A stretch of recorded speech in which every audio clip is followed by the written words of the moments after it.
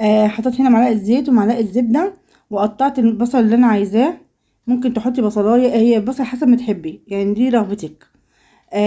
قلبت مع بعضيه كويس جدا لحد ما بقى شفاف، دبل مع بعضه.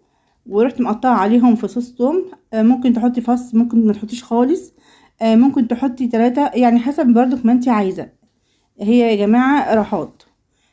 قلبتهم مع بعضيهم، ورحت حاطه عليهم البطاطس علشان تتشوح معاهم شويه.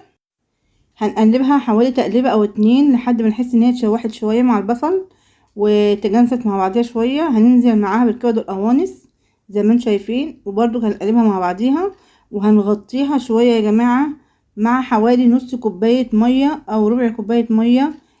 وكده البطاطس هتنزل ميه تمام. هتغلي حوالي غلوه والتانية وانتي مغطياها على نار عاليه، وبعد كده نهدي النار عليها. هنا نص كوبايه الميه حطيناها